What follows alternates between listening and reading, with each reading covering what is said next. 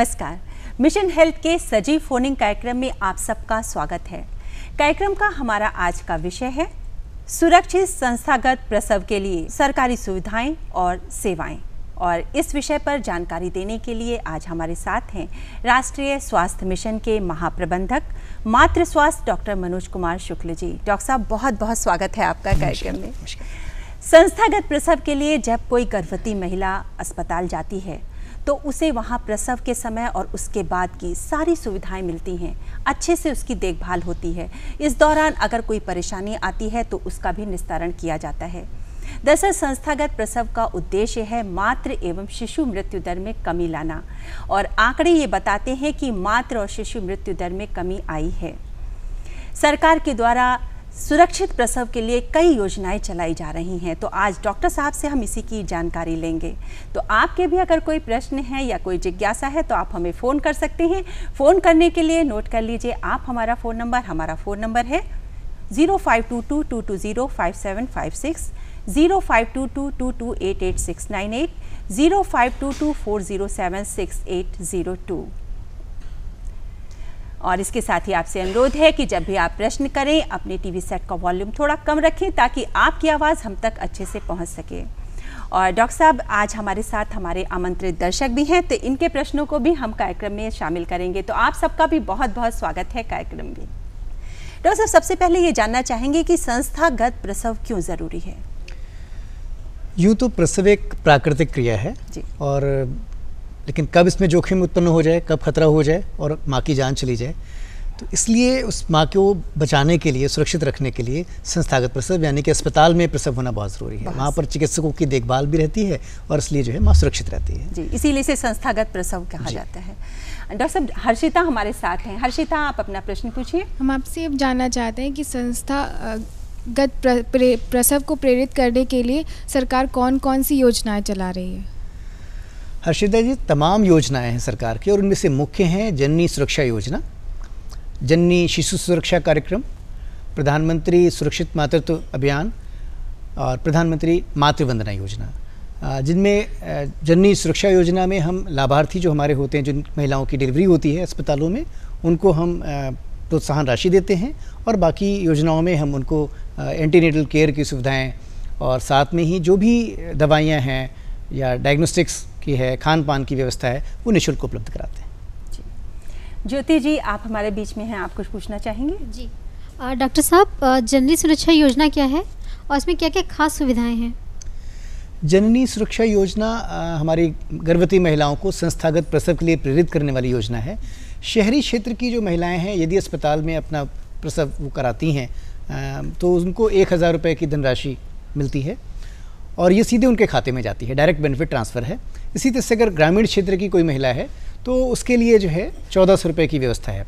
हमारी आशा कार्यकर्तियाँ इसमें लगी हुई हैं, जो कि मोबिलाइज़ करती हैं, अस्पताल तक उनको लेके आती हैं और प्रसव पूर्व की जांचें भी कराती हैं। तो उनके लिए भी इसमें प्रोत्साहन राशि है और इसी बहाने हम एक सुरक्षित प्रसव सुनिश्चित करते हैं। डॉक्टर साहब, जननी शिशु सुरक्षा योजना क्या है और ये जननी सुरक्षा योजना से किस तरह से भिन्न है? जननी शिशु सुरक्षा कार्यक्रम है बेसिकली, और ये एक तरह से जो महिलाएं हमारे अस्पतालों में आती हैं या वीएचएनडी सेशंस जो ग्राम क्षेत्र में और शहरी क्षेत्र में जो हम टीकाकरण सत्र करते हैं, वहाँ पर एंटीनेटल केयर या इंस्टीट्यूशनल डिलीवरी जो अस्पताल में प्रसव होते हैं, उस दौरान जो भी दवाइयों की आवश्यकता होती है, जो भी जांचों की आवश्यकता होती है, उन सभी को निःशुल्क उपलब्ध कराने की सेवा है। इसके अलावा अगर कोई महिला हमारे अस्पताल में प्रसव के लिए भर्ती होती है तो उसको निःशुल्क भोजन भी इसी योजना में दिया जाता है। कभी कभी आपको पता होगा कि जब ऑपरेशन की आवश्यकता होती है या बहुत खून की कमी वाली महिलाएं हैं तो उनको खून की भी आवश्यकता होती है, तो निःशुल्क रक्त भी उपलब्ध कराते हैं। और अंतिम चीज़ है परिवहन, यानी कि घर से माँ को अस्पताल तक लाना और ड्रॉबैक के लिए वापस घर तक छोड़ के आना, ये सुविधा भी जननी शिशु सुरक्षा कार्यक्रम में दी जाती है।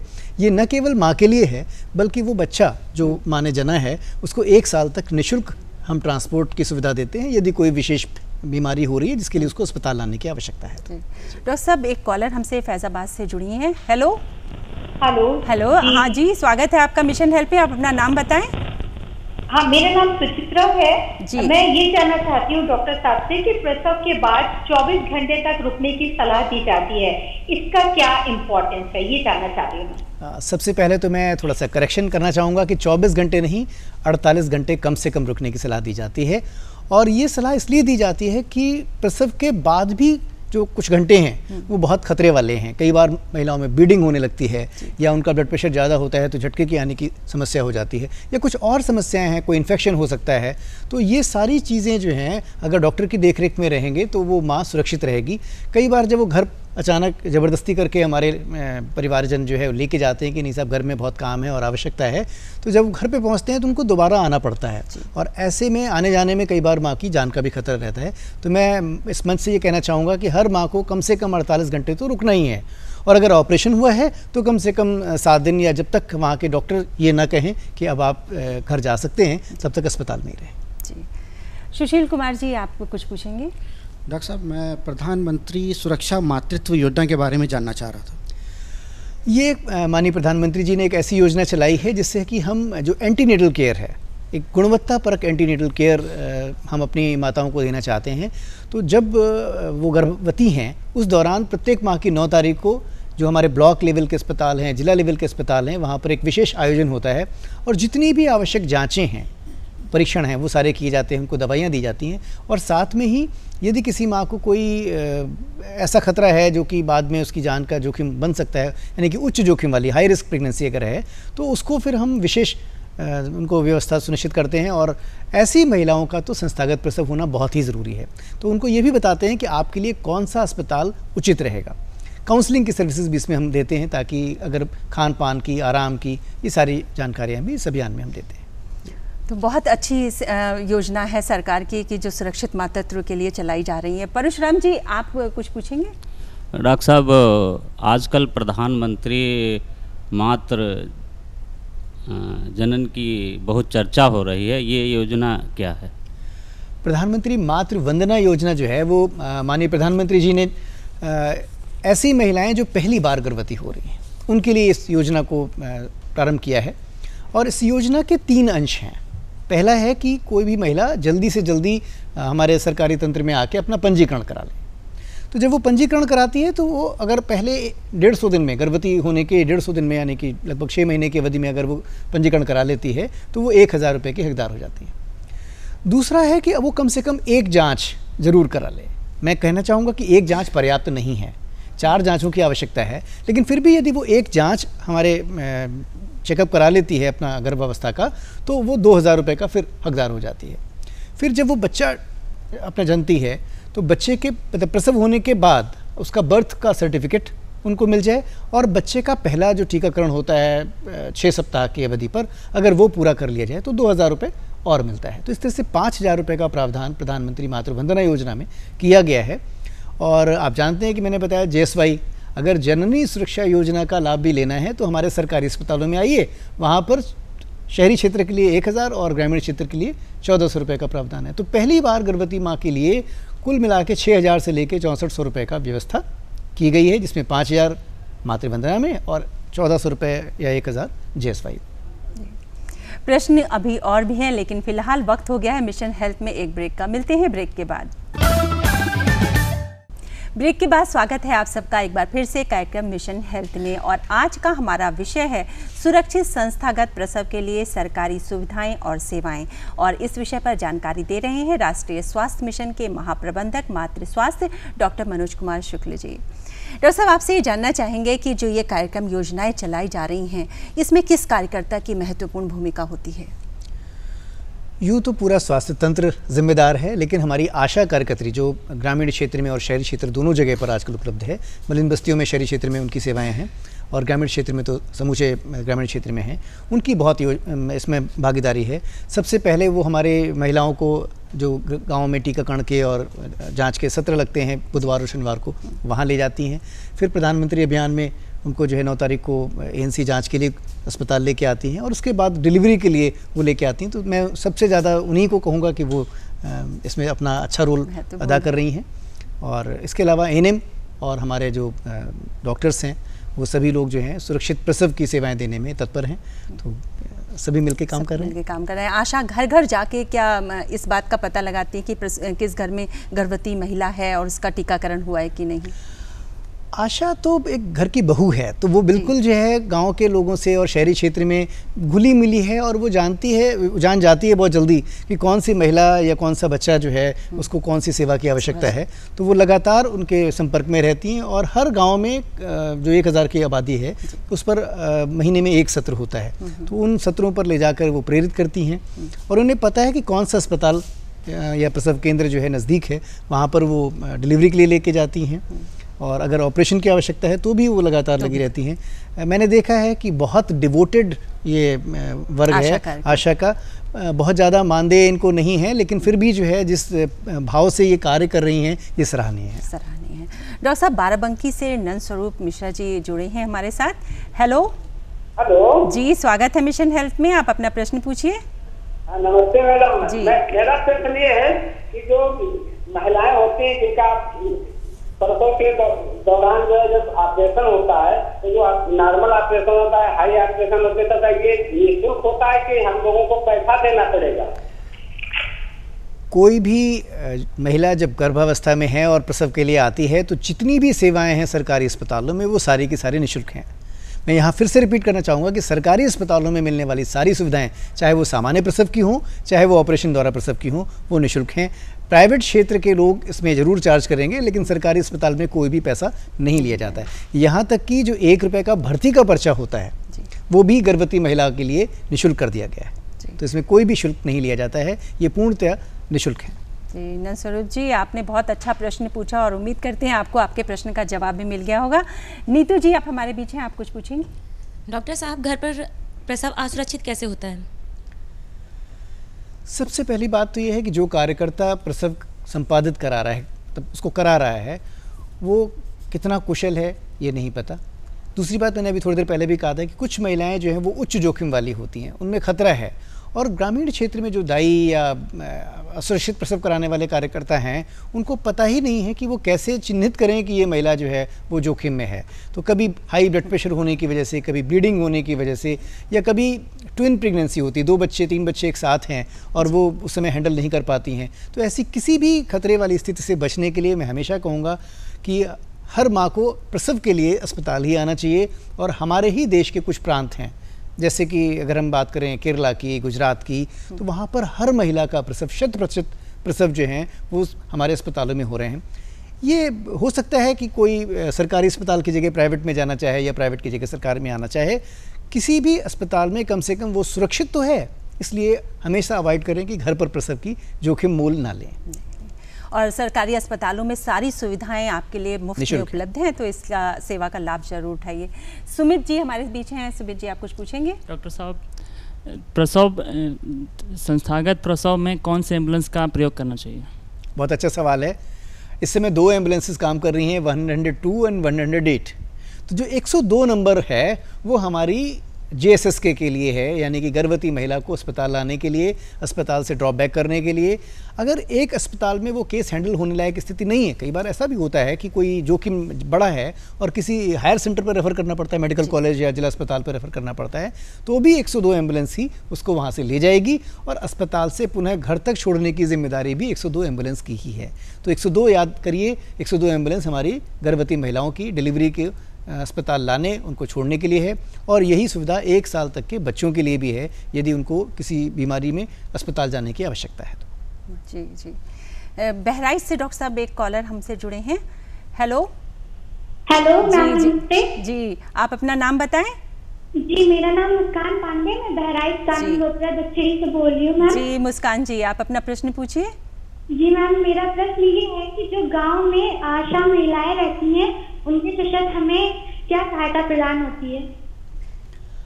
आशाओं के बारे में मैंने अभी थोड़ी देर पहले भी कहा था कि वो इतना ज़्यादा काम कर रही हैं कि उनको तो मतलब सल्यूट करने का मन करता है। हर महिला को चिन्हित करना, एक तरह से पहचानना कि कौन सी महिला गर्भवती है, उसके लिए वो टेस्टिंग के काम में भी योगदान करती हैं। उसके बाद उस महिला को हमारी ANM बहन जी तक लाना कि वो कब कब उनकी जांचें करानी हैं, जांचों में टीकाकरण उनका करना है, जो 2 टिटनेस के टीके लगने हैं, आयरन की, कैल्शियम की, एल्बेंडाजोल की गोलियां दी जानी हैं, महिला का BP, शुगर, हीमोग्लोबिन, ये सब टेस्ट होने हैं। इन सब टेस्ट की कम से कम 4 रिक्वायरमेंट से 4 बार जो है पूरी गर्भावस्था में होना चाहिए। तो वो बार बार उनको प्रेरित करके लाती हैं। इसके बाद प्रधानमंत्री सुरक्षित मातृत्व अभियान में भी वो उनको प्रेरित करके अस्पतालों में ले जाती हैं। जब प्रसव का समय आता है तो वो बताती हैं कि अब आपको किस अस्पताल जाना है, क्योंकि कुछ ऐसे अस्पताल हैं जहाँ पर ऑपरेशन की सुविधा नहीं है। हो सकता है कि महिला को ऑपरेशन की आवश्यकता हो, तो सही अस्पताल का चयन करके और उनको सही जगह पर ले जाना। और उसके बाद भी डिलीवरी के बाद भी बच्चे को 6 सप्ताह तक वो देखती हैं, और फिर बच्चे को जो टीकाकरण चाहिए 6 सप्ताह, 10 सप्ताह, 14 सप्ताह या बाद में, उन सभी में योगदान करती हैं। तो मैं कहूँगा कि आशाएं तो मतलब वास्तव में एक आशा हैं, आशा की किरण हैं, और मैं तो कहूँगा एक सूरज की तरह से हैं, बिल्कुल केवल किरण नहीं है, बहुत अच्छा योगदान कर रही हैं। तो वो लगातार उनकी, बस हम ये चाहेंगे कि उनसे संपर्क बना के रखें, और जब भी आपकी आवश्यकता हो तो अस्पताल जाएं। जी मुस्कान जी, प्रश्न पूछने के लिए बहुत बहुत धन्यवाद। और आपके पास अभी भी समय है, अगर आपके कोई प्रश्न है तो आप हमें फ़ोन कर सकते हैं, लेकिन फिलहाल एक ब्रेक का वक्त हुआ है। कार्यक्रम देख रहे हैं आप मिशन हेल्थ, और आज का हमारा विषय है सुरक्षित संस्थागत प्रसव के लिए सरकारी सुविधाएं और सेवाएं। और इस विषय पर जानकारी देने के लिए हमारे साथ हैं राष्ट्रीय स्वास्थ्य मिशन के महाप्रबंधक मातृ स्वास्थ्य डॉक्टर मनोज कुमार शुक्ल जी। अखिलेश जी हमारे इस बीच में हैं। अखिलेश जी, आप कुछ पूछना चाहेंगे? जी मैडम। डॉक्टर साहब, क्या संस्थागत प्रसव कराने में क्या कोई पैसा व्यय करना पड़ता है? बिल्कुल भी नहीं, कोई भी पैसा सरकारी सेवाओं के लिए नहीं लिया जाता है गर्भवती महिलाओं से, चाहे उनको नॉर्मल प्रसव हो रहा हो, चाहे वो ऑपरेशन के द्वारा प्रसव हो, बिल्कुल पूरी तरह से वो निःशुल्क है। डॉक्टर साहब, कोई जो वो है लाभार्थी है, वो संस्थागत प्रसव की तैयारी कैसे करे? कोई पैसे की व्यवस्था तो करनी ही नहीं है, आपके पास 102 नंबर आपको याद रखना है। और एक चीज़ ज़रूर ध्यान रखें, कई बार हम देखते हैं कि जब बिल्कुल डिलीवरी या तो होने ही वाली होती है या कई बार एम्बुलेंसेज में ही हो जाती है, तो इतना विलंब ना करें। आपको एक तय डेट दे दी जाती है, और जब महिला को दर्द की शुरुआत हो तभी से वो तत्काल जो है अपनी एम्बुलेंसेज को बुला के आशा का सहयोग लेके अस्पताल आ जाएं, विलंब ना करें। थोड़ा सा जो है अपने साथ में कुछ साफ़ कपड़े और एक व्यवस्था जो है उनको अलग से नहीं है, लेकिन MCP कार्ड जो हमारा है, जो टीकाकरण कार्ड है, वो उनके पास होना चाहिए। उनके पास अपने बैंक के डिटेल होने चाहिए, उनके आधार का नंबर होना चाहिए उनके पास, ताकि जब वो अस्पताल में जाएं तो JSY का जो लाभ मिलता है, प्रोत्साहन राशि मिलती है, उसके लिए इन सभी चीज़ों की आवश्यकता है। तो वो चीज़ें अगर साथ में नहीं होंगी तो वो लाभ मिलने में हो सकता है देरी हो जाए। बाकी कोई भी देयक नहीं है, कोई पैसा वहाँ उनको देना नहीं है, सिर्फ आराम से पहुँचें। पूरे अगर महिला ने अपने गर्भावस्था में जो जांचें करानी हैं वो कराई हैं और समय पर अस्पताल पहुंचती है तो कोई खतरा नहीं है, बहुत ही सुरक्षित प्रसव होगा। जी डॉक्टर साहब, उच्च जोखिम गर्भावस्था क्या है?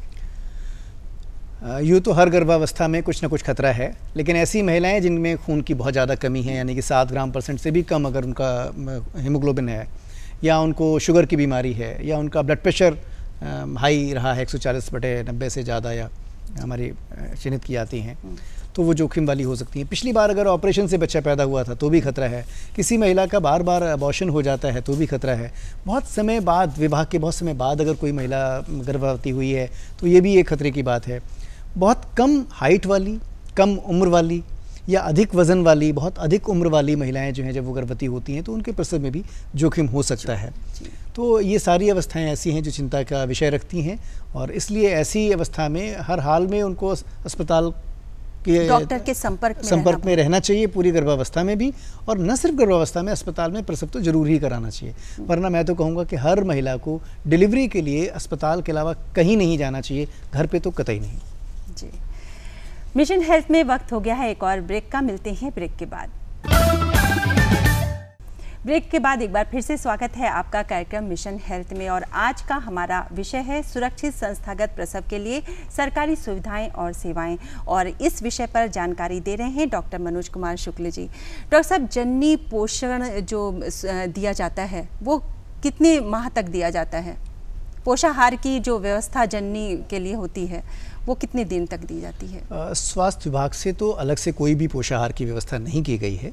हम लोगों की तरफ से जो आयरन, कैल्शियम और एल्बेंडाजोल की गोलियां हैं वो हम देते हैं, लेकिन साथ में ICDS विभाग जो है वो हमारे लिए जो है सहयोग प्रदान करता है गर्भवती महिला को और धात्री महिला को जो अपने बच्चे को दूध पिला रही है, उनके लिए वो पोषाहार की व्यवस्था करते हैं। तो वो आंगनवाड़ी केंद्रों पर मिलता है। और जब हमारे जो वीकेंडी सत्र होते हैं वहाँ पर हमारी आंगनवाड़ी बहनें जो हैं अपना पोषाहार लेके आती हैं, और ये एक महीने में हम 3 बार 5, 15 और 25 3 तिथियों में दिया जाता है, लेकिन अगर कोई वीकेंडी सत्र पास में है तो उसमें दिया जाता है। तो हर गर्भवती महिला को और धात्री महिला को, दूध पिलाने वाली महिला को पोषाहार की व्यवस्था है। डॉक्टर साहब, जैसे अभी बात हो रही थी कि कभी कभी गर्भवती महिलाओं में ज़्यादातर खून की कमी देखने को मिलती है, तो अगर कोई गर्भावस्था के दौरान खून की कमी है या प्रसव के समय इस तरह की कोई स्थिति उत्पन्न हो जाती है, तो उसके लिए खून की व्यवस्था कैसे करी जाती है? अगर ऑपरेशन में या बहुत ज़्यादा सीवियरली एनीमिक महिला को खून की ज़रूरत है तो वो निःशुल्क उपलब्ध है। हमारे ब्लड बैंक्स, जो सरकारी ब्लड बैंक्स हैं, उनसे वो निःशुल्क मिलता है। ये सच है कि हम बिल्कुल बिना एक्सचेंज के भी ऐसी स्थिति में उनको दे देते हैं, लेकिन यदि आपसे बन पड़े तो ज़रूर उसमें कंट्रीब्यूट करें, क्योंकि ब्लड बैंक्स भी जो हैं वो एक तरह से एक से खून लेकर दूसरे को देते हैं, लेकिन सुविधा निःशुल्क है। गर्भावस्था के दौरान अगर किसी को एनीमिया है तो हम आयरन फोलिक एसिड की जो गोली दे रहे हैं वो उसमें काम करती है, और आयरन सुक्रोज एक इंजेक्शन दिया जाता है, उसको चढ़ाने से भी उनमें खून की कमी कम होती है। लेकिन जब ब्लड की ज़रूरत है तो वो निःशुल्क है। तो सर, प्रधानमंत्री मातृ वंदना योजना में जो प्रोत्साहन राशि है वो कितनी है? 3 स्टेप्स मैंने बताए थे। पहला, पंजीकरण के लिए 1000 रुपये। दूसरा, कम से कम एक जांच कराने के लिए, अगर 150 दिन में अगर वो एक जांच भी उन्होंने करा ली है तो 2000 रुपये। और डिलीवरी के बाद बच्चे का अपना जो बर्थ रजिस्ट्रेशन है और टीकाकरण कराने के लिए 2000 रुपये। टोटल 5000 रुपये उनको मिलते हैं। केवल उनको अपना आधार, उनका बैंक खाता संख्या और उनका जो टीकाकरण का कार्ड है ये सुरक्षित रखना होता है, और हमारे जो आशा कार्यकर्त्री है उसको एक फॉर्म उनके माध्यम से भरवा के वो पैसा क्लेम कर सकते हैं। जी डॉक्टर साहब, शहरी क्षेत्रों में और ग्रामीण क्षेत्रों में इसके लिए क्या व्यवस्था है कि कैसे जो गर्भवती महिला है उसके पास ये जानकारी पहुँचे कि उसके लिए कार्ड बनाना कितना ज़रूरी है, ये प्रोत्साहन राशि मिलेगी, तो इसके लिए किस तरह से उन तक ये सूचना पहुँचाई जाती है? आपका ये कार्यक्रम भी एक तरह से इसी तरह से संवाद स्थापित करके जनमानस से ये बताने की कोशिश कर रहा है कि हम ये सारी चीज़ें जो हैं अगर उपलब्ध रखें तो कोई दिक्कत नहीं होगी।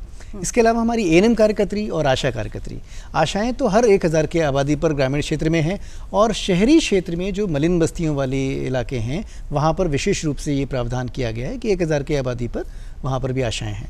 तो ये आशा कार्यकर्त्रियाँ घर घर जाके हमारे जितने भी जो एलिजिबल कपल्स हैं जहाँ पर प्रसव होने की या गर्भवती होने की संभावनाएं हैं उन सभी से संपर्क में रहती हैं, और उनको अपनी जितनी भी सरकारी योजनाएं चल रही हैं, चाहे वो JSY हो, चाहे वो JSSK हो या PMSMA हो, मातृ वंदना योजना हो, इन सभी के बारे में वो अवगत कराती रहती हैं।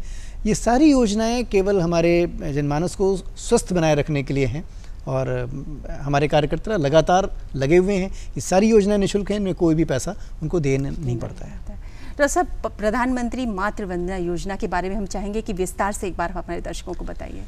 प्रधानमंत्री मातृ वंदना योजना एक नई योजना है जो कि 2017 1 जनवरी से लागू हुई है प्रदेश में, और इसका क्रियान्वयन थोड़ा सा विलंब हुआ, लेकिन हम 2017 के अंत तक पहुंचते पहुंचते पूर्ण रूप से इसको क्रियान्वित करने में सफल रहे हैं। और इस योजना में पहली बार जो गर्भवती माँ हुई है उसके लिए ये योजना है। जब एक बार आपको वो रास्ता दिख जाता है कि उनको कहाँ पर जाना है तो आगे ये योजना उनके लिए लागू नहीं है जो सेकंड और थर्ड टर्म पे हैं। तो पहली बार गर्भवती महिला जब होती है तो अगर पहली बार अपना पंजीकरण समय रहते, हम तो चाहते हैं कि वो फर्स्ट ट्राइमेस्टर में ही, पहली तिमाही में ही पंजीकृत कर ले अपने आप को, लेकिन अगर वो 150 दिन में यानी कि लगभग 6 महीने में भी अगर रजिस्टर करती है तो उसको 1000 रुपये का लाभ मिलता है। अगर वो अपना एक चेकअप भी करा लेती है तो उसको दूसरा लाभ 2000 रुपये का मिलता है। जबकि मैं बार बार कह रहा हूँ कि हम चाहेंगे कि वो गर्भवती महिला कम से कम 4 जाँचें ज़रूर करा ले। और तीसरा लाभ उसको मिलता है अपने बच्चे का, जब वो सुरक्षित प्रसव उसका हो जाता है, उसका वो पंजीकरण करा ले, अपना बर्थ रजिस्ट्रेशन करा ले, जो कि आजकल स्कूलों में दाखिले के लिए भी ज़रूरी है, तो वो करा ले। और जितनी भी योजनाएं चल रही हैं उनमें बर्थ रजिस्ट्रेशन बहुत ज़रूरी है। और पहला टीकाकरण बच्चे का जो हमारी पेंटावेलेंट या OPV ये सब तमाम BCG सब देने के बाद जो पहला टीकाकरण है 6 सप्ताह पर, अगर वो पूर्ण करा लेते हैं तो वो 2000 रुपये और इस तरह से कुल 5000 रुपये के हकदार हो जाते हैं। यहाँ बात रुपए की नहीं है, मैं फिर से रीइटरेट करना चाहूँगा कि यहाँ बात 5000 या 1000 या 2000 की नहीं है। यहाँ बात माँ और बच्चे को सुरक्षित रखने के लिए है, स्वस्थ रखने के लिए है। अगर माँ और बच्चे स्वस्थ रहेंगे तभी देश स्वस्थ और संपन्न होगा। तो इसलिए इस प्रधानमंत्री जी ने जो उनकी प्रेरणा से ये योजना चली है, इस योजना को क्रियान्वित करने में मैं आप सभी से आह्वान भी करना चाहूँगा कि आप जो है कि न केवल धन के लाभ के लिए बल्कि अपने स्वास्थ्य के लिए इस योजना से जुड़ें। बिल्कुल इस योजना से जुड़ना चाहिए। तो ये था मिशन हेल्थ का आज का हमारा सजीव फोन इन कार्यक्रम। और अब चलते